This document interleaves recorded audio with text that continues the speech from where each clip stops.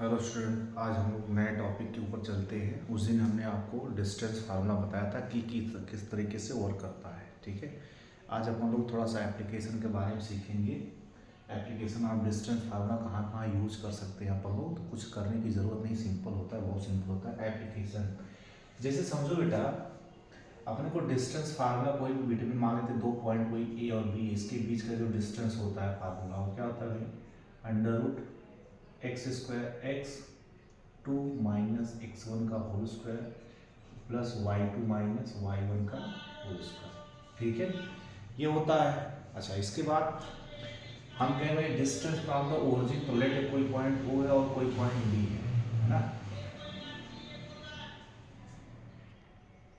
चलो देखते हैं, distance between two point A B equal to under root x two minus x one का whole square plus y two minus y one का whole square. ठीक है, अब मैं कहूँगा बेटा डिस्टेंस फ्रॉम द ओरिजिन क्या होता है, तो कुछ नहीं, अंडर रूट क्या होता है, under root x square plus y square. ठीक है, अब मैं कहूँ कि बेटा एक काम करो, कोई एक ट्राइंगल है ना, कोई ट्राइंगल है, जैसे मान लो इक्विलेटरल ट्राइंगल, प्रूव दैट, जैसे कोई इक्विलेटरल ट्राइंगल आ गया, इक्विलेटरल ट्राइंगल आ गया। इक्विलेटरल ट्राइंगल में भी डिस्टेंस फार्मूला से समझो भाई कि अगर ये ट्राइंगल है ए बी सी, तो कह रहा है कि prove that the given triangle is equilateral triangle.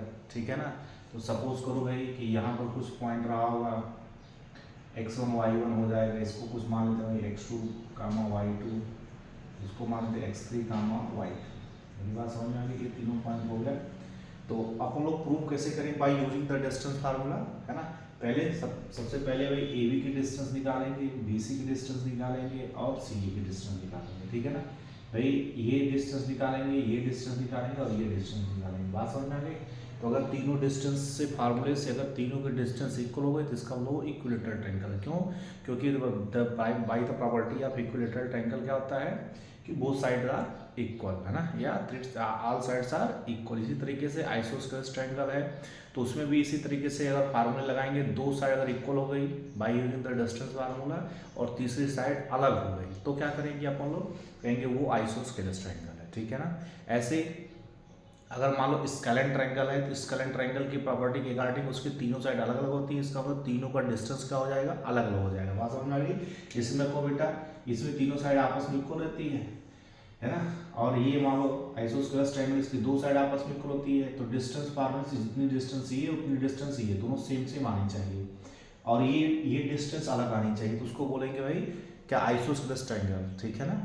उसी डिस्टेंस फार्मूले से ये x2 माइनस x1 का whole square plus y2 minus y1 का होल स्क्वायर, इस तरीके से अपन लोग निकालेंगे। ठीक है, सपोज करो स्केलेन ट्रायंगल होता है, तो स्केलेन ट्रायंगल की भाई प्रॉपर्टी के अकॉर्डिंग ये साइड अलग होती है, ये साइड अलग होती है और ये साइड अलग होती है, मतलब तीनों साइड का जो मेजरमेंट होता है बेटा वो अलग अलग होता है। मेरी बात समझ में आ गई। तो by using the distance formula सारे के सारे पॉइंट भाई मान लेते हैं, ये कोई ट्रायंगल पी क्यू आर है, पी क्यू आर है, तो P Q not equal to Q R और not equal to R P, ये तीनों साइड आपस में इक्वल नहीं रहेगी। इसको कुछ मान लेते भाई ए बी सी, तो A B is equal to B C और not equal to, sorry, A C मान लेते हैं, ए सी और not equal to B C. ये आइसोस्केलेस ट्रायंगल हो गया, ये स्केल। अब एक ट्रायंगल और बचता है, राइट एंगल ट्रायंगल, है ना, isosceles right angle triangle, isosceles right angle triangle. पहले राइट एंगल ट्रायंगल की बात करते हैं। तो राइट एंगल ट्रायंगल क्या होता है भाई, है ना, ये देखो ये राइट एंगल ट्रायंगल होता है। ठीक, अपन लोग डिस्टेंस निकालेंगे, मान लेते हैं ए बी और सी, तो by using the Pythagoras theorem A C square equal to, है ना, क्या होगा, ए बी स्क्वायर और प्लस बी सी स्क्वायर। ये मेरी बात समझ में आ गई। तो पहली बात तो डिस्टेंस निकालेंगे, मान लेते हैं कुछ डिस्टेंस इसकी आ गई 4 आ गई, मान लेते हैं इसकी डिस्टेंस वो जो है इसकी 10 आ गई, इसकी 8 आ गई और इसकी 6 आ गई। तो अपने को ये प्रूव करना है कि the given triangle is right angle triangle, तो कुछ करने की जरूरत नहीं, सिंपल है। अब ए सी की ओर बेटा 10 का स्क्वायर और इक्वल टू 8 का स्क्वायर और प्लस 6 का स्क्वायर, तो चेक करोगे भाई, देखो ये 100 आ गया और ये कितना आ गया 64 और प्लस का 36, देखो 100 इक्वल टू 100 आ गई। मेरी बात समझ में आ गई। इसको बोलते हैं राइट एंगल ट्रायंगल की प्रॉपर्टी, मतलब bye using the distance formula find out the three sides value and after that check by using the Pythagoras theorem you will get the answer. Okay, तो आई थिंक आपको समझ में आ गया होगा triangle के बारे में। तो इसको बोलते हैं एप्लीकेशन। अपने को ट्रायंगल की प्रॉपर्टी पता है तो हम डिस्टेंस फार्मूला लगा करके, अब जिसको ये नहीं पता रहेगा कि भाई राइट एंगल ट्रायंगल में कुछ पाइथागोरस नाम की भी चीज़ एग्जिस्ट करती है, तो वो तो नहीं लगा पाएगा। मेरी बात समझ में आ गई। इसमें एक ट्रायंगल और होता है जिसको बोलते हैं isosceles right angle triangle. Isosceles right angle triangle, मेरी बात समझ में आ गई। वो क्या होता है भाई, इस तरीके से होता है। देखो ये वाली साइड और ये वाली साइड इक्वल होगी। मान लो इसकी डिस्टेंस 10 आ गई, इसकी डिस्टेंस 10 आ गई, इसकी भाई मान लेते हैं 10√2 आ गई। इस तरीके से सपोज करो कुछ ऐसे आ गया, तो इसका स्क्वायर देखोगे, इसका स्क्वायर देखोगे, इसका स्क्वायर देखोगे, ठीक है। ये दोनों साइड इक्वल हो गई, तो इसका मतलब राइट एंगल ट्रायंगल हो गया। तो अगर यूज कर लेंगे इस तरीके से, तो अगर ये तीनों side by using the Pythagoras, अगर अपने को इसकी प्रॉपर्टी के साथ फिट बैठता है, तो इसका मतलब हमारा एप्लीकेशन सही है। मेरी बात समझ में आ गई। तो आपको बहुत अच्छे तरीके से ट्रायंगल में समझ में आ गया। यही डिस्टेंस फार्मूला सब में यूज होता है, ठीक है। अच्छा, इसके बाद थोड़ा सा क्वाड्रिलेटरल में चलते हैं, उसको समझते हैं। तो क्वाड्रिलेटरल बेटा जनरली 2-3 चीज़ें ही आती हैं, उसको देख लेते हैं, ठीक है। ये बेसिक कॉन्सेप्ट क्लास 10th का है। तो क्लास 10th में अगर नहीं सीखे हो तो इस तरीके से सीख सकते हो कि प्रूव करना अपने को, है ना। तो प्रूव करना है तो इस तरीके से अपन लोग प्रूव करेंगे, ठीक है। चलो अब मान लो भाई अपने को स्क्वायर प्रूव करना है। स्क्वायर रेक्टेंगल और rhombus can I prove that. मान लेते भाई ये रोम्बस है, ये स्क्वायर है और रेक्टेंगल ये है, इस तरीके से।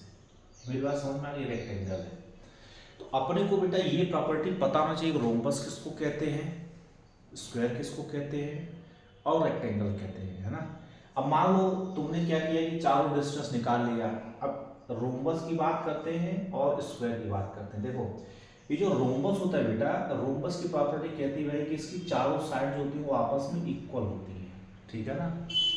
और तुमने निकाल लिया भाई जल्दबाजी में, इसकी भी चारों साइड इक्वल होती हैं। अगर पता है इसकी भी चारों साइड इक्वल होती है और इसकी भी चारों साइड इक्वल होती है, मतलब अगर इसको मान लेते हैं ABCD, AB equal to BC equal to CD equal to DA।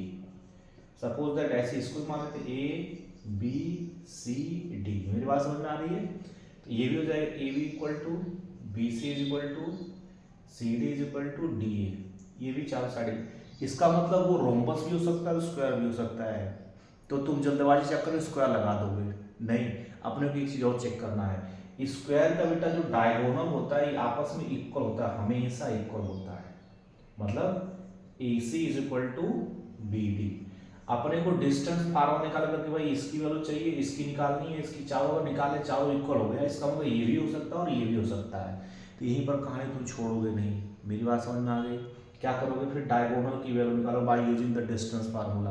उसको भी चेक करो, अगर दोनों इक्वल आ गए, दोनों डायगोनल BD सॉरी ये दोनों डायगोनल अगर इक्वल आ गए, इसका मतलब कि ये स्क्वायर है, ठीक है ना। अब ये जो रोम्बस होता है बेटा, रोम्बस का जो डायगोनल होता है वो आपस में कभी भी इक्वल नहीं होता है ना। मतलब AC not equal to DB। अगर diagonal by using the distance formula will not equal, then it will rhombus, otherwise square. दोनों में बेसिक डिफरेंस होता है। इसकी भी चारों साइड इक्वल होती है, इसकी भी चारों साइड इक्वल होती है। इसके डायगोनल कभी भी इक्वल नहीं होते हैं, इसके डायगोनल इक्वल होते हैं। तो अगर डायगोनल इक्वल हो गया तो स्क्वायर और डायगोनल इक्वल नहीं हुआ तो रेक्टेंगल, ठीक है ना। दोनों चीज निकालनी पड़ेगी, साइड और डायगोनल दोनों, तब आइडेंटिफाई कर पाओगे। मेरी बात समझ में आ गई। चलो अब इसकी बात करते हैं बेटा, ये रेक्टेंगल है, इसका नाम रख लेते हैं PQRS, नाम रख लेते हैं। इसकी भाई अपोजिट साइड क्या होती है, इक्वल होती है। अपोजिट साइड क्या होती है, इक्वल होती है। तो ये डायरेक्टली आइडेंटिफाई कर सकते हो, दोनों डिस्टेंस का लगा हुआ है, दोनों में दो साइड आपस में इक्वल होगी, दो साइड आपस में इक्वल हो जाएगी, तो आपको वो वाला आंसर मिल जाएगा। मेरे हिसाब से आपको बहुत अच्छे तरीके से समझ में आ गया होगा कि ये चीज़। अच्छा, और भी चीज़ें होती हैं, जैसे ट्रेपेजियम होता है। तो ट्रेपेजियम भाई एक तरीके का रेक्टेंगल होता है, इस तरीके से ऐसे, ठीक है। ट्रेपेजियम एक ट्रैप होता है इस तरीके से, देखो ऐसे, इसकी जो अपोजिट साइड होती है बेटा वो पैरेलल होती है, तो पैरेलल तो प्रूव करने का कोई तरीका तो होता नहीं है, तो क्या करोगे, एक साइड छोटी होती है और एक साइड बड़ी होती है। अगर सपोज करो ये नॉन पैरेलल साइड आपस में निकलोगी तो इसको बोलते हैं आइसोस्केलस ट्रापेजियम। तो इसका मतलब ये स्क्वायर हो जाएगा नहीं, रोम्बस हो जाएगा, रेक्टेंगल हो जाएगा नहीं, इसकी अपोजिट साइड ये नॉन पैरेलल साइड होती है ये अगर इक्वल हो जाए तो इसको आइसोस्केलस कहते हैं, आइसोस्केलस ट्रापेजियम। फिर से समझाता हूँ, ये अपोजिट साइड कभी भी इक्वल नहीं होती है, पहली बात ये भी आपस में इक्वल नहीं होती हैं, कभी कभी हो जाती हैं तो इसको बोलते हैं आइसोस्केलस ट्रापेजियम, ठीक है ना। तो दो अपोजिट साइड अगर इक्वल हो भी गई और दो नहीं हुई तो इसका मतलब इस रेक्टेंगल नहीं बना, तो ये ट्रापेजियम हो गया। मेरी बात समझ में आ गई। अपोजिट साइड अगर इक्वल नहीं हुई और दो नॉन पैरेलल साइड अगर आपस में इक्वल हो गई तो इसका मतलब आइसोस्केलस, और नहीं भी इक्वल हुई तो वो ट्रापेजियम। मेरी बात समझ में आ गई। तो बाय यूजिंग डिस्टेंस फार्मूला तुम ये चारों चीज़ों को निकाल सकते हो, ठीक है। तो आई थिंक एप्लीकेशन आपको समझ में आ गया होगा। तो थोड़ा सा और डीप में चलते हैं। डीप में क्या चलते हैं, इसी डिस्टेंस फार्मूले का एक बेटा और बेसिक कॉन्सेप्ट होता है, उसको देखते हैं। देखो इसको रब कर देते हैं। इसमें दो क्वेश्चन और आता है, equidistance from the x axis और equidistance from the y axis. दो क्वेश्चन आता है, find out the equidistance from the any point will be given and then you have saying that in the question equidistance from the x-axis and equidistance from the y-axis। मेरी बात समझ में आ गई। फिर से देखता हूँ, देखो एक तरफ लिख लेते हैं भाई equidistance from x-axis, और ये सेम चीज है equidistance from y एक्सिस। मेरी बात समझ में आ गई।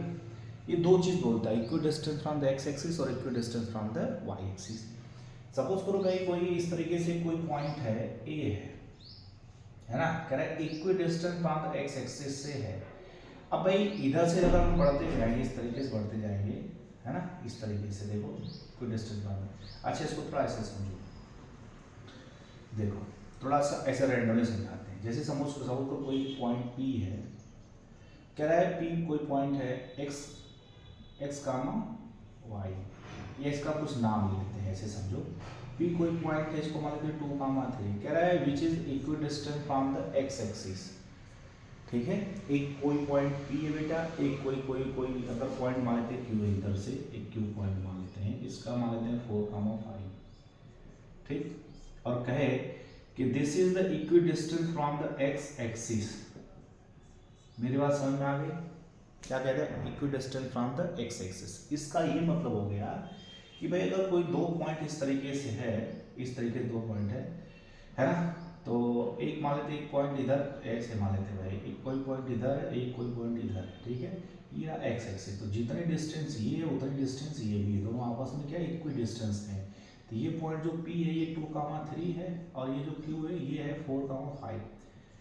तो जब equidistance from the x axis कहता है तो भाई अब देखो ये x एक्सिस के ऊपर ही बढ़ रहा है कि नहीं बढ़ रहा है ना, मतलब x की वैल्यू गिवन और y की वैल्यू कोई गिवन नहीं है।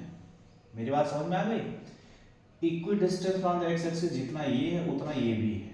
मेरी बात समझ में आ गई। कोई दो पॉइंट रैंडम इस तरीके से दिया हुआ है, कह रहा है कि इक्विडिस्टेंस दोनों की वैल्यू सेम है। इसका मतलब जब हम लोग x एक्सिस पे चलते हैं तो क्यों x की वैल्यू चेंज होती है, y की वैल्यू 0 होती है। सिमिलर कहानी है इसी तरीके से, ऐसे समझो भाई ये कोई एक्सिस मान लिया है ना, एक कोई पॉइंट मान लेते भाई ये पॉइंट P है, ये कोई पॉइंट Q है, ये P और Q है, ये भी कह रहा है equidistance from the y axis बोल रहा है। इसका मतलब भाई हम y के ऊपर बेटा चल रहे, इस तरीके से चल रहे। मेरी बात समझ में आ रही है। किसके ऊपर चल रहे, y एक्सिस पे, मतलब y की वैल्यू तो गिवन है, x की वैल्यू नहीं गिवन है, ये ऐसे 0, y। मेरी बात समझ में आ गई। तो कुछ करने की जरूरत नहीं बेटा, ये इसका देखो कोऑर्डिनेट दे दिया, इसको लिखते कैसे हैं देखो जी। अब इसको इस पॉइंट को कुछ मान लेते हैं, ये PQ है, इसको S मान लेते हैं। तो ये कह रहा है भाई जितनी डिस्टेंस PS की होगी उतनी डिस्टेंस QS की होगी, इसको बोलते हैं equidistance from the x axis. इसमें क्या कह रहा है, इसको A मान लेते हैं, जितनी डिस्टेंस PA की है उतनी डिस्टेंस QA की है। मेरी बात समझ में आ गई। Bye using the distance formula, मेरी बात समझ में आ गई, ये समझ में। और इसी x की अपने को वैल्यू निकालनी है। मेरी बात समझ में आ गई सभी को, क्लियर है सभी को, है ना।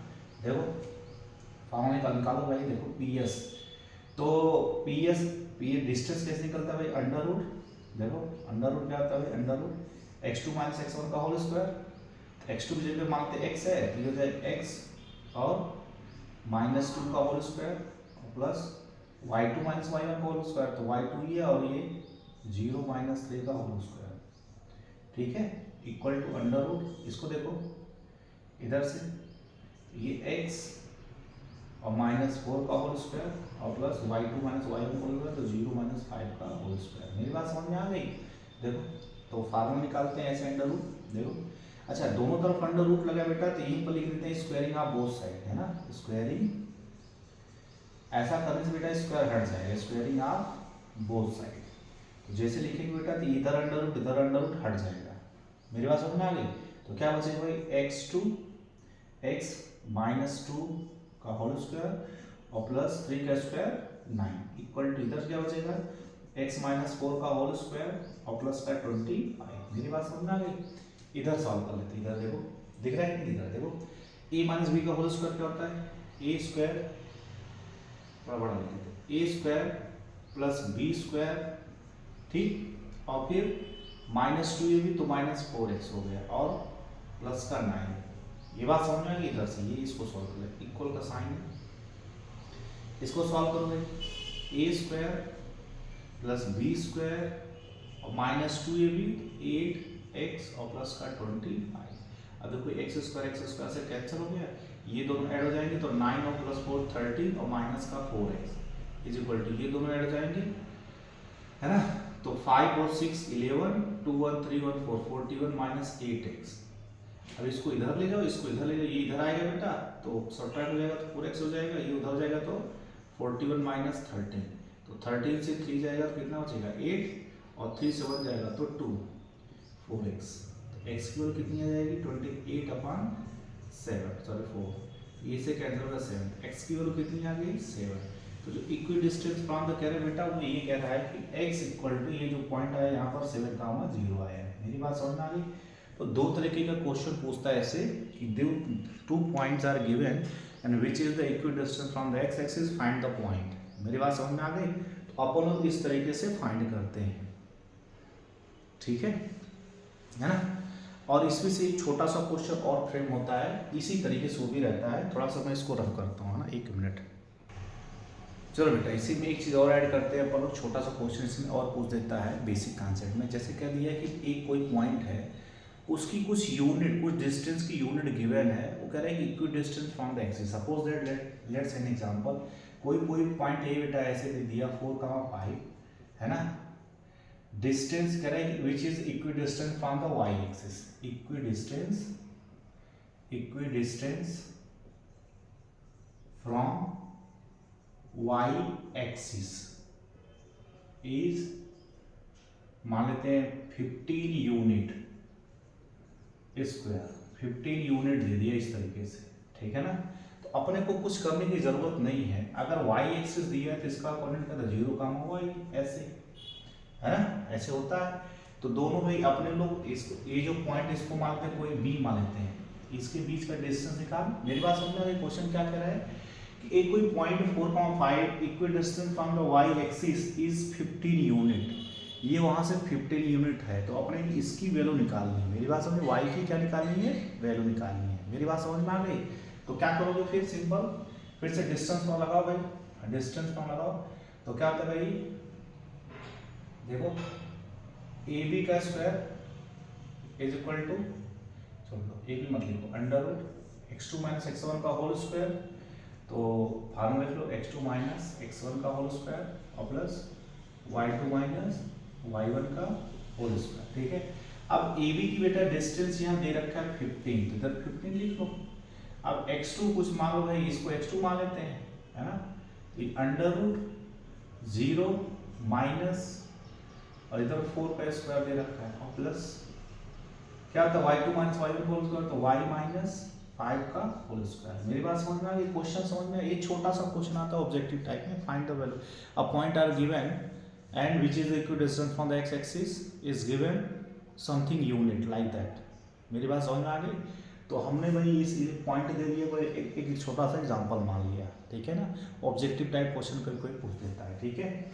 अब देखो भाई यहाँ इसके अंडर रूट लगा हुआ है, तो इसको हटाने के लिए दोनों तरफ को स्क्वायर कर देते हैं, है ना। स्क्वायरिंग आप बोथ साइड लिख लेना ऐसे, तो ये हो जाएगा 15 का स्क्वायर 225 इक्वल टू, ये अब स्क्वायर रूट हट गया, अंडर रूट, यहाँ से क्या बच गया देखो 4 का स्क्वायर 16 और प्लस y माइनस 5 का होल स्क्वायर। अब तुमको पता है a माइनस बी का होल स्क्वायर तो 16, अच्छा ये इधर जाकर बेटा सब्ट्रैक्ट हो जाएगा, इधर हो जाएगा सब्ट्रैक्ट, तो 225 और माइनस का 16। अब देखो ये a square plus b square plus 2 minus 2ab, तो ये 10y हो गया, ठीक है ना। इसको सब्ट्रैक्ट और 15 से 6 जाएगा 9 और यहाँ 1 से 1 जाएगा 0 और इधर कितना बचेगा 2 equal to y square plus का, सॉरी इसको लिख रहे सीक्वेंस में माइनस 10y और प्लस का 25। अब ये इधर आएगा बेटा तो माइनस हो जाएगा, है ना। Y square minus 10y plus का 25 और माइनस का 2 0 9 इक्वल टू 0। अब इसको देखो क्वाड्रेटिक के फॉर्म में आ गया कि नहीं, इसको सब्ट्रैक्ट करो, देखो 9 से 5 जाएगा तो 4, है ना, और 10 से 2 जाएगा तो 8, ये 184 हो गया, ये माइनस का। अब देखो ये क्वाड्रेटिक फॉर्म में आ गया, तो अगर तुमको फैक्टर करना आता होगा तो इसका फैक्टर कर लेना, है ना। अगर फैक्टर होगा तो ठीक है और नहीं होगा तो क्या करोगे, नहीं होगा तो क्या करोगे, तो क्वाड्रेटिक फॉर्मूला लगा लेना। आसान है कि नहीं है, बहुत आसान। इस तरीके से क्वेश्चन पूछ देता है। तो मैंने इसमें दो तरीका बता दिया आपको, या तो 2 पॉइंट दे देगा, 2 point are equal distance from the x axis और y axis, and second question will be a point, single point are given the question in the unit form. मेरी बात समझ में आ गई। इस तरीके से अपन लोग क्वेश्चन सॉल्व करेंगे डिस्टेंस फार्मूले का। तो डिस्टेंस फार्मूला जितना इसके अंदर होता है मैंने एक एक चीज़ बारीकी से बता दी आपको। एप्लीकेशन होता है और ये दोनों क्वेश्चंस होते हैं। Are you got it my point. चलो अब नेक्स्ट कॉन्सेप्ट की तरफ चलते हैं जिसको बोलते हैं सेक्शन फार्मूला। तो चलो बेटा थोड़ा सा आगे बढ़ते हैं। इसके बाद आता है सेक्शन फार्मूला या सेगमेंट फार्मूला, ठीक है। तो सेक्शन फार्मूला और सेगमेंट फार्मूला दो तरीके से होता है ना। ये इसको सेक्शन फार्मूला कहते हैं या सेगमेंट फार्मूला भी कहते हैं। एक होता है इंटरनल डिवीजन, इंटरनल डिवीजन होता है, और एक होता है एक्सटर्नल डिवीजन, एक्सटर्नल डिवीजन। मेरी बात समझ में आ गई। दो तरीके से होता है, एक्सटर्नल डिवीजन या इंटरनल डिवीजन ना। तो सपोज करो भाई कोई पॉइंट ए है और बी है, 2 पॉइंट कोई ए और बी है, इस तरीके से हाँ। ये इंटरनली डिवीजन कर रहे हैं एक्सटर्नली, तो इसका कुछ कोऑर्डिनेट होगा बेटा x1 और y1, इसका कुछ कोऑर्डिनेट होगा x2 और y2। तो इसका मान लेते रेशियो m है और इसका रेशियो n है। मेरी बात समझ रही है। तो ये इंटरनली डिवीजन है। तो ये कोई पॉइंट P मान लेते हैं, इसको कैपिटल X मान लेते हैं, कैपिटल Y मान लेते हैं। मेरी बात समझ में आ गई। इंटरनली डिवीजन कर रहा है तो find the point of P। मेरी बात समझ में आ गई। इसको निकालने का तरीका क्या होता है भाई, ध्यान रखो। ये x इक्वल टू है ना, अगर ये m लेंगे बेटा तो x2 ले लेंगे, ऐसे m x2 और प्लस n लेंगे तो यहाँ से x1 आ जाएगा, n इंटू x1। मेरी बात समझ में आ गई। m लिया तो x2 और n लिया तो x1 और अपन इन दोनों का रेशियो m प्लस n, ठीक है ना। सिमिलरली ऐसे capital Y equal to m लेंगे बेटा तो y2 m इंटू y2 और प्लस n लेंगे तो y1 n y1 और अपान m प्लस n। मेरी बात समझ में आ गई। इसको बोलते हैं इंटरनल डिवीजन। एक एग्जांपल लेते हैं। सपोज करो इस पॉइंट पे कुछ वैल्यू दे दिया 4,3 और इसका दे दिया 6,8 और ये कह रहा है भाई 3:2 रेशियो में डिवाइड कर रहा है। मेरी बात समझ में आ गई। तो फार्मूले में वही वैल्यू पुट करो, capital X equal to m की वैल्यू कितनी बेटा 3, तो 3 रखो यहाँ पर, ठीक है। और इंटू x2 की वैल्यू कितनी है 6 और प्लस n की वैल्यू कितनी है 2 और इंटू x1 की वैल्यू कितनी है 4, ऐसे और अपान 2 3 प्लस 2, तो कितना आ गया भाई कैपिटल X इक्वल टू ये 6 3 जा 18 और प्लस 8 और अपान का 5, 18 और 8 26 और अपान 3, यही छोड़ दो इसको, ठीक है।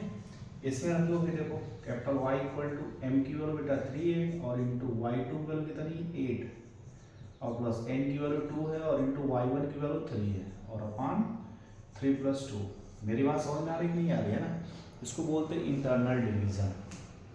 तो इंटरनल डिवीजन इस तरीके से है, देखो तो ये कितना जाएगा y = 8 3 = 24 और प्लस का 3 2 = 6 और अपान 5। मेरी बात समझ में आ गई इस तरीके से। तो 24 और 5 कितना हो जाएगा 30 तो y = 30/5 विच इज 6। तो कैपिटल ऑफ x और y की वैल्यू कितनी आ गई 26/3 और 6 आ गई, ठीक है ना? अच्छा, इसको तुम पॉइंट में भी लिख सकते हो, कोई दिक्कत नहीं है, वैसे फ्रैक्शन में छोड़ दोगे तो अच्छी बात है। तो तुमको इंटरनल डिवीजन समझ में आ गया। कुछ नहीं होता है भाई, कोई लाइन है उसको इंटरनली डिवाइड कर रहा है कुछ रेशियो में, तो उसके पॉइंट निकालने, तो हमने एक तरीके से छोटे तरीके से इसको बता दिया, ठीक है? तो ये इंटरनल डिवीजन होता है।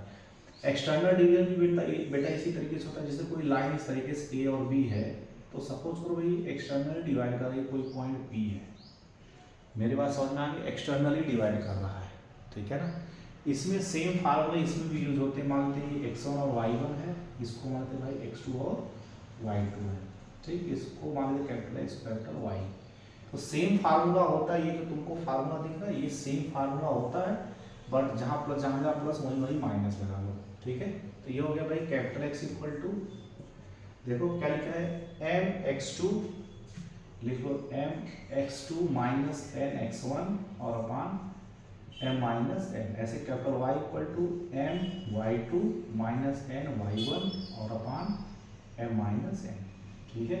तो जैसे क्वेश्चन कह दिया कि two lines are internally division are external division, then you can use the different form. Internally mx2 + n(x1) upon m + n, similarly y = my2 + ny1 और होल अपान m + n, है ना? And in the question are saying that suppose you divided in the externally, you have to change the sign of minus into the minus mx2 - n(x1) और y = ny2 - y1 और ये ऐसे, ठीक है? तो I think आपको बहुत अच्छे तरीके से समझ में आ गया होगा, ठीक है? चलो आज के लिए बस इतना ही, थैंक यू।